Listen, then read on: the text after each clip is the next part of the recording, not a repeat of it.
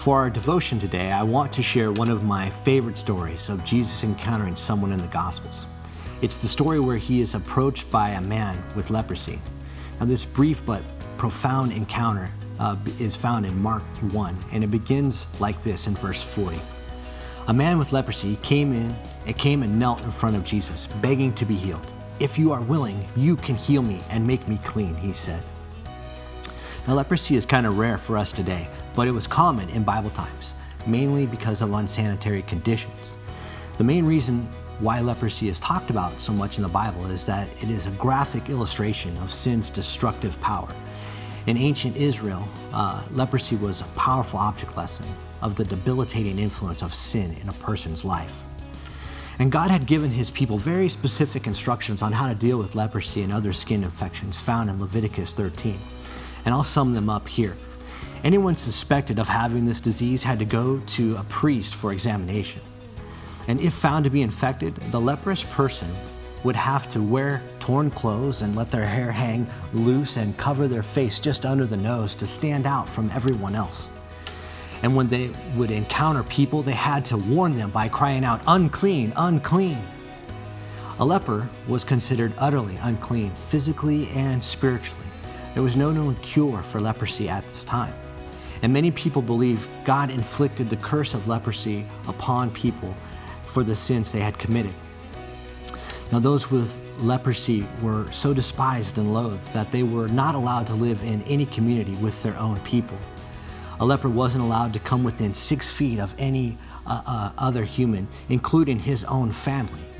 Lepers lived in community with other lepers until they either got better or died. This was the only way the people knew how to contain the spread of this contagious disease. And that's why in our story, I love this man's boldness, even though it's born out of desperation. He comes within 6 feet of Jesus, kneels, and begs to be made clean. And Jesus' response is one of the most personal and loving things I have ever read. In verse 41, we read, "Moved with compassion, Jesus reached out and touched him. 'I am willing,' he said, 'be healed.'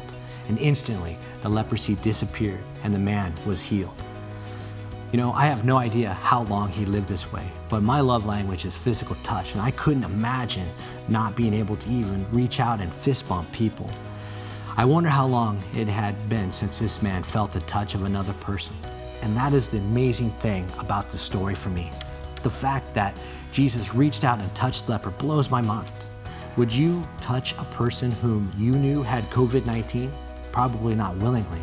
Yet Jesus, moved with compassion, ignores social and health implications and touches this unclean man first.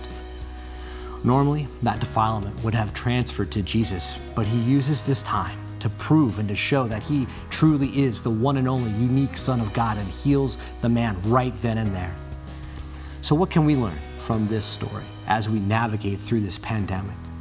Well, I think first, God always takes the initiative with us. He reaches out to us first. And secondly, obviously Jesus knew what he was doing. He was not being reckless, and neither should we. But Jesus made it a point to go out of his way to show love to someone who was suffering. Likewise, we must not let self-preservation dull us from compassion, or we will lose sight of Jesus' heart. And that's not something that we should do.